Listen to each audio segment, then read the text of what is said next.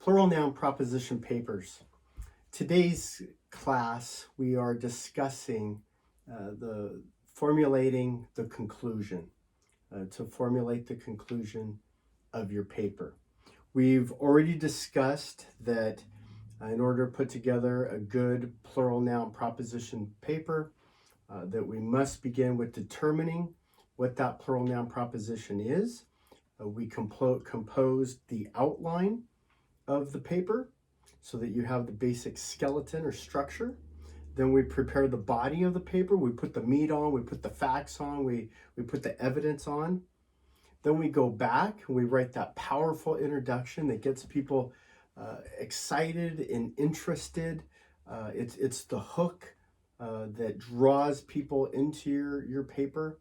And then finally, we want to formulate the conclusion of your paper. And let me be clear, take pride in your conclusion.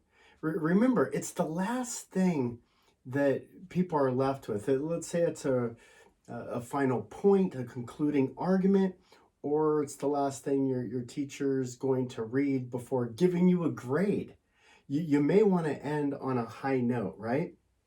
Remember the steps that we've already taken in our paper. We've already worked on brainstorming our ideas. The question is, what are your 3 favorite movies? We've brainstormed the ideas. We've determined, whittling down our different ideas. We've determined what the proposition of the paper is. We composed the outline, we've prepared the body, and we've even created the introduction. The sample that was given is our 3 favorite movies, and I mentioned that I enjoy movies with heart that inspire me. And so out of all the movies that I've enjoyed and liked and watched, whether sports movies, action movies, com-rom, comedy, romantic movies, whatever it is, ultimately I am drawn to those movies that inspire me. My 3 favorite ones: Ben-Hur, It's a Wonderful Life, and Rocky.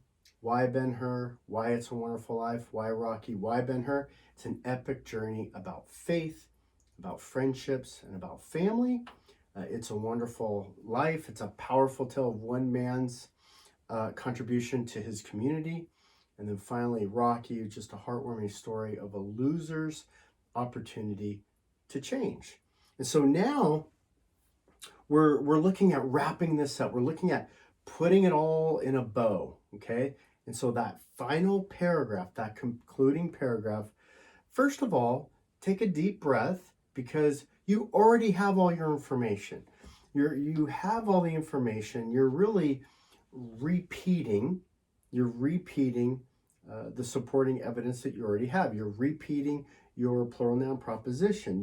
All you're doing now is wrapping up those ideas and maybe giving 1 to 3 more kind of nail in the coffin, final concluding statements. Sometimes you're holding back in your paper and you're saving it. You're saving, kind of like a fighter, you're saving that knockout blow for the very end. That's fine. That's great. Another thing you might want to consider in your concluding paragraph is just restating, just summarizing the thesis, the plural noun proposition itself. Just make sure you're crystal clear. These are my 3 points. And did you present it well? And then make sure that you do present it well. There's still time, right? You still have that last paragraph.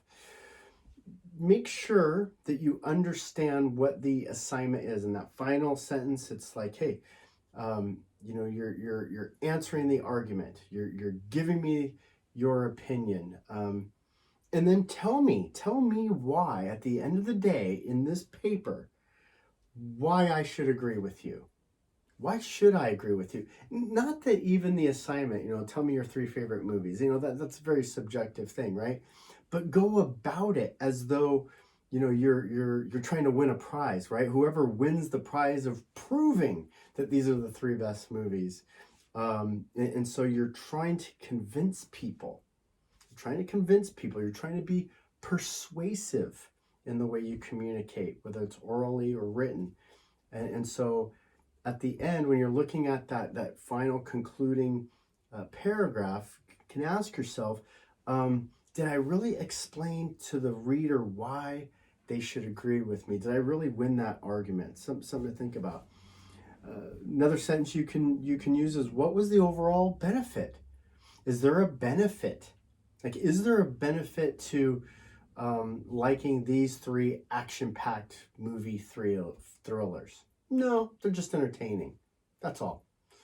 Okay, well, in my scenario, I'm saying these are movies that inspire you, and so I'm trying to bring a benefit to the reader, and that, you know what, maybe you should watch these movies. Maybe these movies will inspire you the way they've inspired me.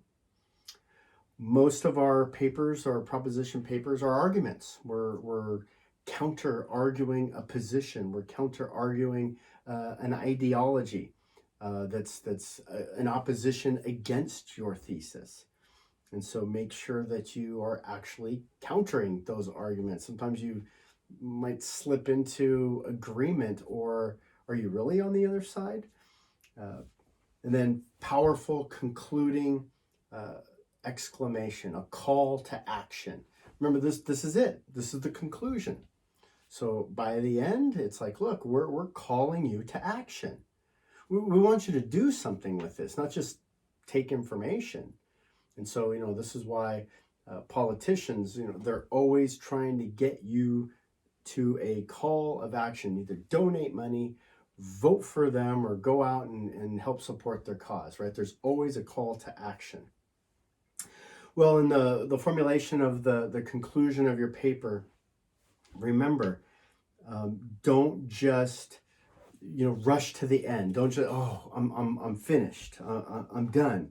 No, take pride. This is your opportunity as the lawyer of the case. This is your opportunity to present your argument, to get a verdict in favor of you, in favor of supporting you and your client, right? You're sitting there trying to prevent somebody from being convicted of a murder they didn't commit. I mean, this is serious.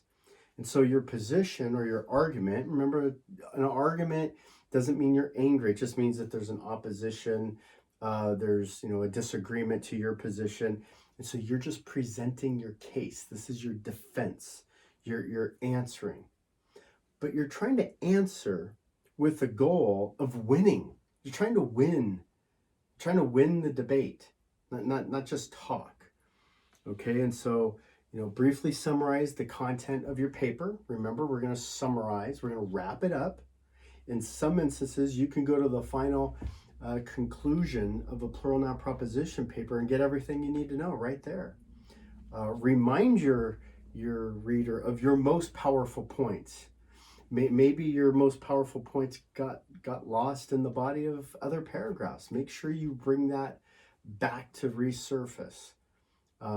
If you're presenting a case, it's like, don't forget, we found the glove with his blood on it that was attached to the knife that killed the victim, right? So we want to make sure we get the most important, powerful points out there. Forcefully, not violently, but forcefully exhort your reader to respond. Give a call to action. Give that call to action. One of the best ways we can do that is, the old Uncle Sam, you need to respond today. See how you can use like your voice for inflection in that case.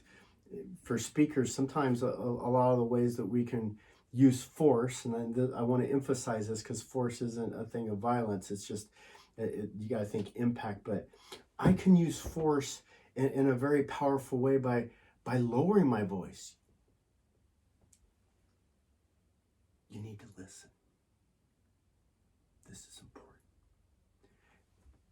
Now everybody's listening, right? It's the old E.F. Hutton commercial. And so you can raise your voice, you can lower your voice, but again, saying you, invoking you, calling that reader to action, very important to reminding them that we are coming to a conclusion. We're coming to the end. We're trying to solicit that verdict from the reader. Do you agree with me? Did I win you? Then make a decision. Come on my side. Convert. Very important.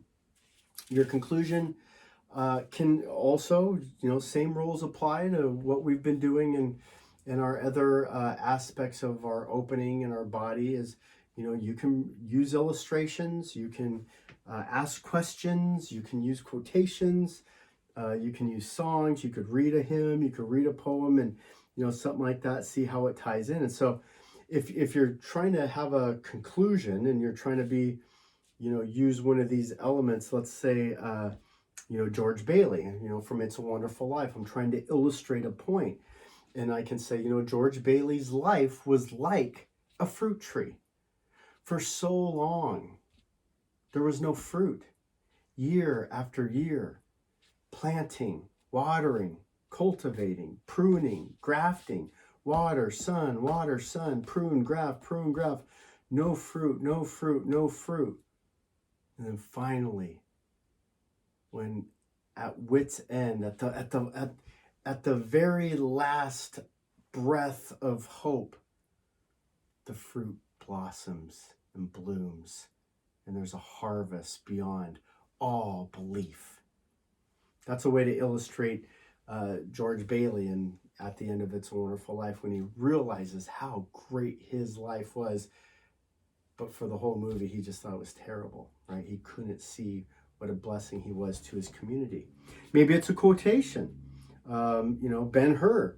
You're going to quote Ben-Hur, and you're saying, look, this movie inspired me. It was about family, friendships, and faith. And Ben-Hur goes through the ringer of this process, and his faith is a big, he develops faith as he goes through this movie. But, there are these powerful points, and, he's telling, Rome, the Roman general, it's like, you may conquer the land, you may kill the people, but that's not the end. And so we know the future of Israel and the future of Rome, and Rome is conquered and leaves, and Israel still stands today. And so there's a powerful way to use a quotation. Or maybe you just ask a question. Maybe just ask a question, your conclusion. I said that Rocky was a very inspirational movie to me, and I said that Rocky is kind of a journey of a loser finding his way. And you ask that question: have you ever felt like Rocky? Have you ever felt like Rocky? You just can't win. You cannot win. Your life is too bad. It's too messed up. There's no hope. There's no coming back. The opposition's too great. He's too strong. You're too weak. He's the champ. You're not. Have you ever felt like Rocky Balboa? And so maybe use a question to go into your conclusion. Your conclusion should be brief. Should be brief and to the point. You don't want to linger on and on and on. People are ready to be done. You got to keep that in mind.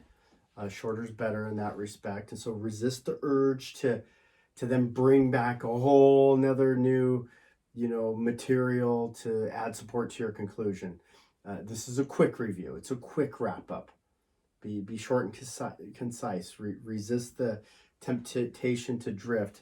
It's like pastors. Pastors do this all the time. They're getting ready to finish the sermon, right? And everybody knows the sermon's over. They've been following the chapter, and we've gone through all the verses. Now we just ended the last verse. We know the pastor's style. We know how he ends. We know how he lands the plane. He's coming into the approach, and just as he's getting ready to land the plane, he pulls back up and brings back a whole, and there's like a little sermonette within the sermon, right? And then he pulls back up, and you're like, oh, here we go. 10 more minutes. Okay? Or you're just in such a hurry to land the plane, it's like there's no patience, there's no subtlety anymore. It's like, just land, and you just crash. You just dive straight in and crash. No, we've taken the time to write the paper, to do the research, the brainstorming, the structure, the outline, the body. Let's be thoughtful and come up with and formulate a great conclusion. Take special pride. Take pride in your conclusions. I think of it like serving Thanksgiving dinner, right? You've made all these amazing you've dishes that took sometimes days to prepare. and all these separate dishes that are different ovens and different methods of cooking and maybe different family members, and you don't just want to just say, hey, everybody just come and grab what you want. No, you go out and you set the table, and everything is just right. Everything's perfect, and you look at it and you say, okay, we've made the turkey, we've made the stuffing, we've made the special sweet potatoes, we've made the mashed potatoes, there's gravy, there's bread, there's yams, there's all this beautiful, delicious food that you've set, and the conclusion then is, okay, now for the final touch. And you put on the final touch. The meal has been served. Everybody's excited, and everybody has the meal on a high note. That's how you want to leave the conclusion of your paper, so that they go away happy, satisfied, filled, and just raving about the meal that they just had.